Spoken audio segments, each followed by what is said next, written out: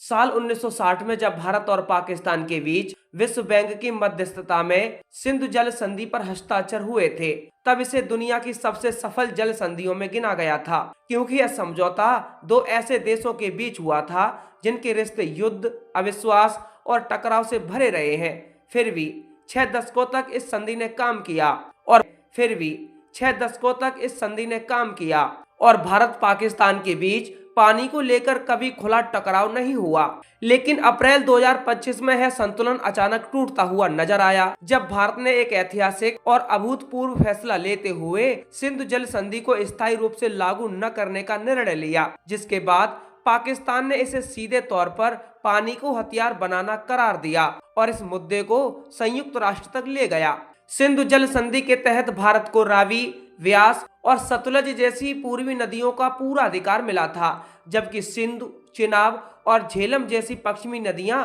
पाकिस्तान के हिस्से में गई थीं और भारत को इन पश्चिमी नदियों पर केवल सीमित और नियंत्रित परियोजना लगाने की अनुमति थी, जिनमें भी डेटा साझा करना, पूर्व सूचना देना और निरीक्षण जैसे नियम अनिवार्य थे। लेकिन भारत द्वारा सिंधु को होल्ड पर रखने के फैसले के बाद पाकिस्तान का दावा है कि अब यह पूरा तंत्र ही ठप हो गया है। ना तो नदी प्रवाह से जुड़ा डेटा साझा किया जा रहा है और ना ही तकनीकी बैठकों का आयोजन हो रहा है और ना ही वह पारदर्शिता बची है जो इस संधि की आत्मा मानी जाती थी। पाकिस्तान का कहना है कि सिंधु नदी प्रणाली उसकी अर्थव्यवस्था की रीढ़ है। उसकी खेती, बिजली उत्पादन, पीने का पानी और करोड़ों लोगों की आजीविका इसी पर निर्भर करती है। ऐसे में अगर भारत बिना सूचना के पानी के प्रवाह को नियंत्रित करता है या डेटा साझा करना बंद कर देता है, तो यह सीधे तौर पर उसकी खाद्य सुरक्षा और मानव जीवन पर असर डालता है। यही वजह है कि पाकिस्तान ने संयुक्त राष्ट्र में चेतावनी देते हुए कहा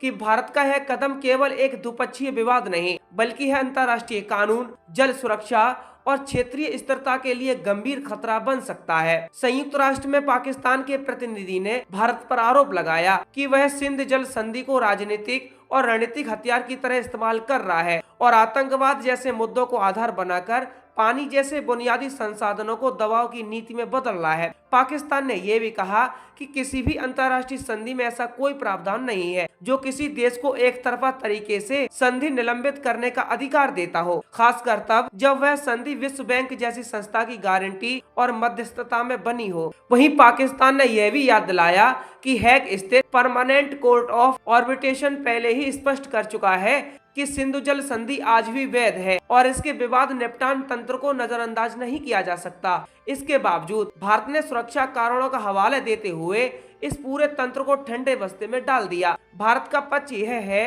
कि कश्मीर में हुए आतंकवादी हमलों, खासकर पहलगाम में हुए हमले के बाद सामान्य परिस्थितियां समाप्त हो चुकी हैं और जब तक पाकिस्तान आतंकवाद के खिलाफ ठोस कदम नहीं उठाता, तब तक पहले जैसी सहयोग की भावना संभव नहीं है। भारत का कहना है कि पानी रोकने की बात पूरी तरह गलत है और वह केवल संधि के तहत अपने अधिकारों का अधिकतम उपयोग करने की दिशा में बढ़ा है। लेकिन पाकिस्तान इसे अलग नजरिए से देखता है और कहता है कि अधिकारों का अधिकतम उपयोग और संधि को निलंबित करना दो अलग अलग बातें हैं। पाकिस्तान ने यह भी आरोप लगाया कि संधि निलंबन के बाद चिनाब जैसी नदियों में अचानक पानी के बहाव में बदलाव देखने को मिले, जिससे निचले इलाकों में किसानों को भारी नुकसान हुआ और फसलों पर असर पड़ा। उसका कहना है कि पहले ऐसे बदलावों की पूर्व सूचना दी जाती थी ताकि नुकसान को रोका जा सके, लेकिन अब वह व्यवस्था खत्म हो चुकी है, जिससे यह डर और गहरा हो गया है कि आने वाले समय में पानी को रणनीतिक दबाव के तौर पर इस्तेमाल किया जा सकता है। इस पूरे विवाद ने एक बार फिर यह सवाल खड़ा कर दिया है कि 21वीं सदी में पानी युद्ध का नया हथियार बनता जा रहा है,